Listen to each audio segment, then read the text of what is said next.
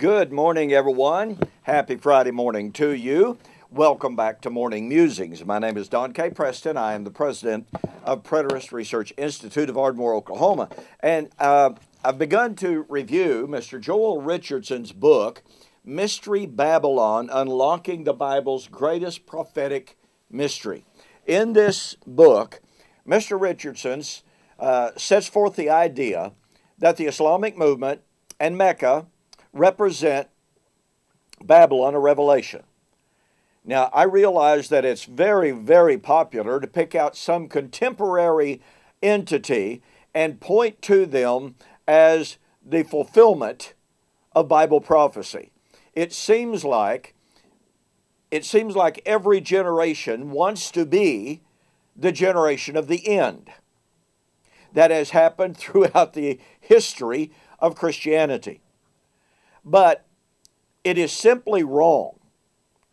It is misguided, and it is inappropriate to interpret the Bible through the lens of modern day realities. We must interpret the Bible through the lens of the times in which it was written, and not impose our day, our time, our events onto that ancient text. This is a gross misuse and abuse of hermeneutic. Hermeneutic is the science of Bible interpretation. And I suppose, out of virtually everything that Mr. Richardson says, it is the abuse of hermeneutic that bothers me the most. There is, and again, I mean absolutely no disrespect to Mr. Richardson whatsoever. I'm simply sharing with you my reflections on his book. But I will call his hermeneutic in many, many places throughout the book a flip-flop hermeneutic. And again, no disrespect intended. But what I mean by flip-flop hermeneutic is this, and this is from page 14 and 15. He is giving us the list of items of the city of Babylon listed in Revelation chapter 18.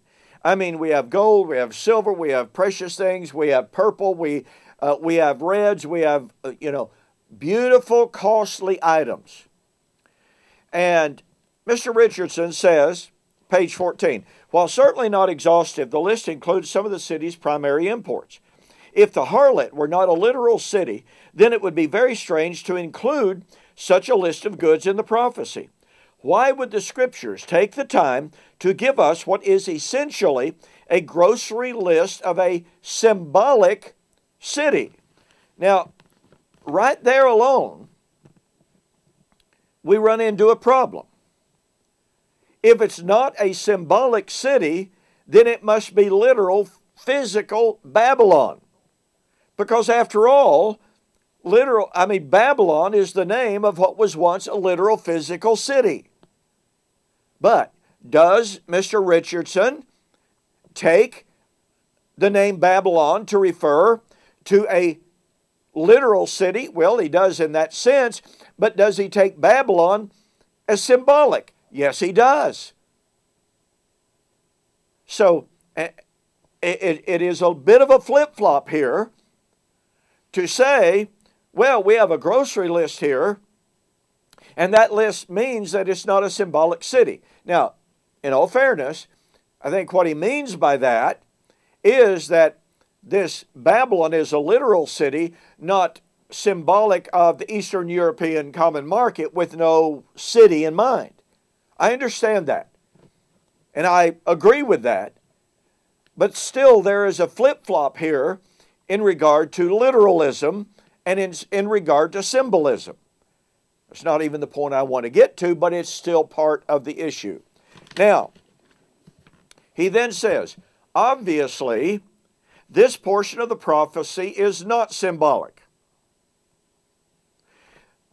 In other words, the grocery list.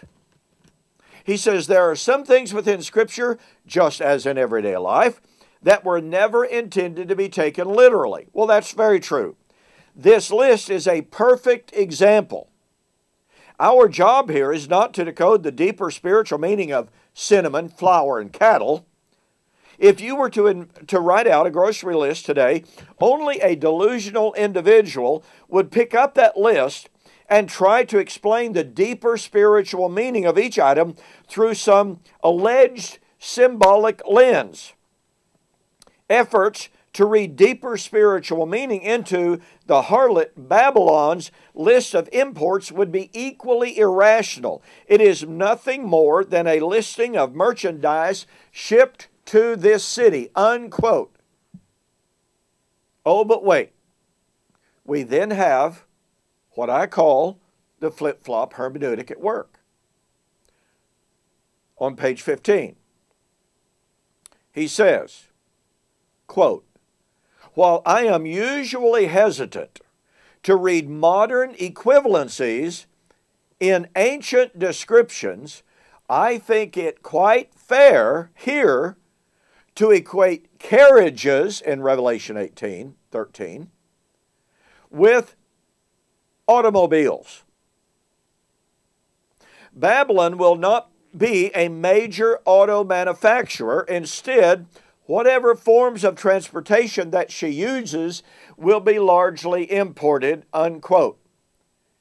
Do you see the massive hermeneutical shift? The flip-flop, if you please. From stating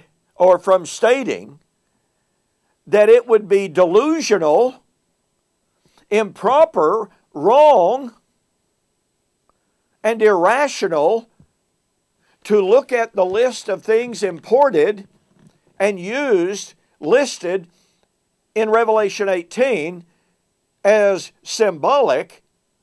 No, they're literal, absolutely literal, and then turn right around and to cherry pick one word, one word out of that list, which he says, by the way, is carriages. Well, the word has some flexibility, but it's wagon. That's the way it's used by Josephus. That's the way the lexicons give it. But here's the point. He goes from telling us, to reiterate, that it's irrational, illogical, misguided, and wrong to look at that grocery list of items in Revelation 18, imported by the great city Babylon, and make them symbolic. He said that's just wrong to do that. But then he turns right around on the very next page and cherry picks one single word out of that list, and what does he do with it? He makes it symbolic.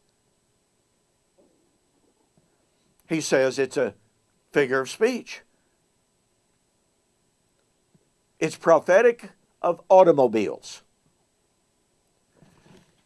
Folks, that's really a totally inconsistent hermeneutic.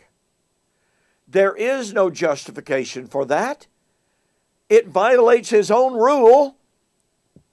It flip-flops from the literalistic grocery list of items imported to all of a sudden, now, let's see.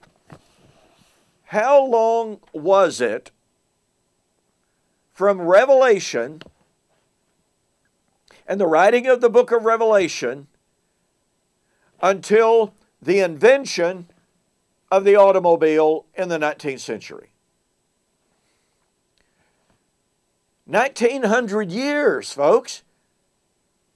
And although every single other item in this grocery list is literal, cannot be symbolic, all of a sudden, we're supposed to believe